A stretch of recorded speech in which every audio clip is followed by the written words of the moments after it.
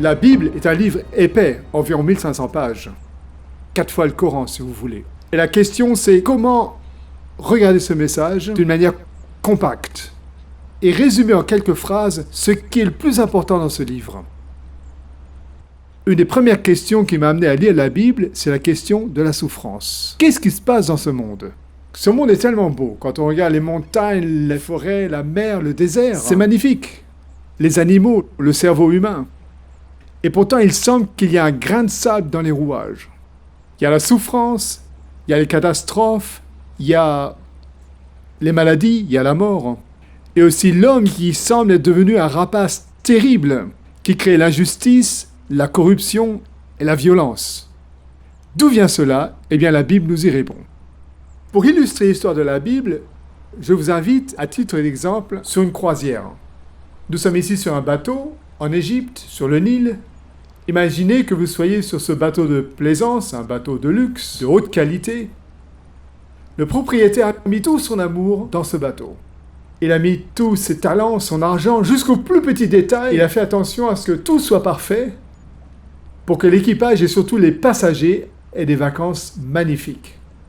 Et d'ailleurs, le temps est beau, l'eau est claire, il n'y a pas de vent, la nourriture est absolument excellente et les cabines fabuleuses. Donc, les gens ont tout pour faire de belles vacances, des vacances de rêve. Et c'est ce qu'on veut, oublier ses soucis, être heureux. On ne veut pas être comme un lion en cage ou comme quelqu'un qui est en prison. On veut vraiment profiter de la vie. Et c'est pour cela que nous sommes ici, sur ce bateau, sur cette croisière, que nous espérons être une croisière inoubliable. Mais imaginons qu'il se passe quelque chose d'inattendu, quelque chose de terrible, quelque chose qui ne va pas se passer ici, bien entendu, mais qui pourrait se passer et qui se passe quelquefois dans la réalité. Un petit bateau accoste notre bateau de croisière. Ce sont des pirates. Imaginez la situation. Les pirates essaient de monter sur le bateau, ils y arrivent et ils prennent le contrôle de tout. Le chef des pirates, bien sûr, essaye de montrer que, sous son commandement, la vie sur le bateau va être meilleure. Les gens vont être plus heureux, ces lois sont meilleures que celles du propriétaire. Certains le croient, certains ne le croient pas. Beaucoup ont peur, et surtout, certains essayent d'oublier le problème en mangeant, en goûtant la vie comme ils le peuvent. C'est donc une crise qui partage les gens. Le pirate a-t-il raison ou le propriétaire? Qui croire? Il y a donc des théories qui se créent, les gens sont polarisés, certains parlent de théorie du complot. La question est de savoir qu'est-ce que le propriétaire va faire. Bien sûr que le propriétaire se fait du souci, c'est évident, et il va tout faire pour sauver son bateau, l'équipage et les passagers.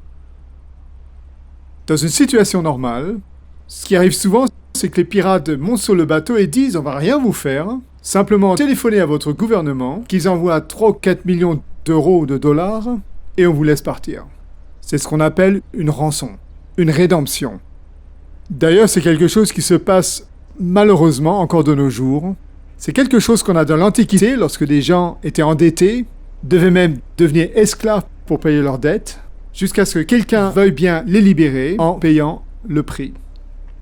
J'ai vu un exemple dans le tiers-monde où on vendait des singes dans des cages sur le marché, et des touristes bien intentionnés ont donné de l'argent aux marchands, on prenait la cage, l'ouvrait et remettait les singes en liberté. Ça, c'est ce qu'on appelle la rédemption. Vous allez me dire, c'est des choses qui ne se passent pas souvent, mais attendez. Tout d'abord, le propriétaire décide de prendre contact avec des gens qui sont sur le bateau. Il trouve le numéro de téléphone des passagers et des travailleurs. Il leur téléphone en leur disant « Voilà, je m'occupe de tout, n'ayez pas peur. Dites aux autres passagers de rester calmes, de ne pas s'affoler. » Deuxièmement, le propriétaire décide de venir sur le bateau, incognito, c'est-à-dire déguisé en simple passager. Mais il se passe une chose que vous ne savez pas encore, c'est que le pirate est un ancien employé du propriétaire. Donc, ils se connaissent. Le pirate reconnaît son chef. Et là, il essaie de négocier avec son chef. Le bateau est sous mon contrôle, et si tu m'obéis, je te donne 50% et 50% pour moi. Est-ce que tu es d'accord? Le propriétaire n'est pas d'accord pour 2 raisons. D'abord, il sait que le pirate, son ancien employé, a des faiblesses. Entre autres, c'est un menteur. Donc, il ne tiendra pas ses promesses. Deuxièmement, même si le propriétaire a donné tout ce qu'il avait en rançon, le pirate ne lâcherait pas prise. Alors, il faut que le propriétaire fasse autre chose. Et voilà ce qu'il va faire. Le propriétaire décide de donner sa vie en rançon pour libérer le bateau et les passagers. Vous allez me dire, c'est une chose impossible. Si, c'est quelque chose qui se passe. D'ailleurs, on emploie en arabe le mot fedaïn, c'est-à-dire le rédempteur, celui qui donne sa vie pour restaurer l'honneur, pour son pays et pour le sauver. Et j'ai un ami qui travaille aux urgences dans les accidents graves en Californie. En tant que médecin, que toujours, lorsque quelqu'un, un jeune, perd beaucoup de sang, son père, que le fils soit coupable ou non, que le père soit musulman, chrétien, bouddhiste, hindou ou rien du tout, il vient voir le médecin en disant « Monsieur le docteur, prenez mon sang pour sauver la vie de mon fils. » Et c'est exactement ce qui se passe sur le bateau. À ce stade-là, le pirate aurait pu flancher en disant « Si tu es prêt à donner ta vie pour sauver la situation, alors j'abandonne. » Mais le pirate ne le fait pas, montrant combien il est méchant. Il est prêt à faire mourir quelqu'un pour libérer des gens sur un bateau. À ce moment-là, donc, le pirate a révélé son vrai caractère.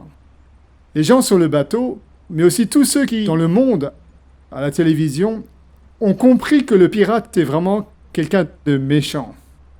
Et cela donne le droit à tous ceux qui peuvent d'arrêter le pirate et de redonner le contrôle de la situation au propriétaire.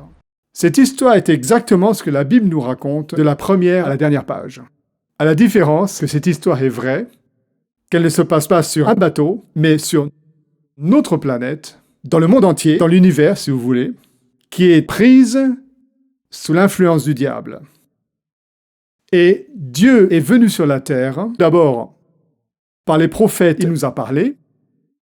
Deuxièmement, il est venu en Jésus pour nous révéler Dieu, son amour, sa miséricorde. Jésus était la parole venant de Dieu, l'Esprit venant de Dieu, il était la miséricorde venant de Dieu. De plus, la Bible nous dit qu'en Jésus, Dieu est venu pour mourir à notre place. Encore une fois, nous avons ici l'idée de la rançon. En hébreu, fada, en arabe, fada, le même mot. Dans wafadainahu, par exemple. En arabe, si un vase précieux tombe et se casse, je vais dire fedek. Ça veut dire je souhaite pouvoir payer le prix de ce vase. Si je visite quelqu'un à l'hôpital, je vais dire fidaaka. J'aimerais pouvoir être dans ce lit d'hôpital à ta place. Donc fada, rédemption, suggère tout d'abord la volonté de prendre le problème sur soi et de le faire de manière libre, volontaire et, comme je l'ai dit, jusqu'à la mort. Eh bien, c'est exactement l'idée que nous avons là. À ce moment-là, Satan a perdu la guerre. Dieu a le droit de refaire le bateau tout neuf, et c'est ce qu'il va faire. Et il nous invite à être sur ce nouveau bateau. La seule condition est de lui dire oui et de se détourner du chemin du diable. Le diable, en arabe, Iblis, du grec diabolos, celui qui met la foire, qui met la zizanie. Mais Dieu va remettre l'ordre partout. Et il nous invite. Le diable sait qu'il a peu de temps, ses jours sont comptés. C'est pour cela qu'il fait tout pour lutter contre nous en nous donnant plus de souffrance, plus de tentations et en nous décourageant. Mais mes amis, ne vous laissez pas faire. Dieu est plus fort et Dieu aura le dernier mot. Il a déjà gagné la guerre et le diable, ses jours sont comptés. Je vous invite à lire cette histoire passionnante sur toutes les pages de la Bible. Regardez les petits détails. Bien sûr, si vous avez des questions, écrivez-moi. J'attends vos commentaires, comme toujours, avec impatience. Et que ce magnifique message vous donne la paix que je vous souhaite. Assalamu alaikum.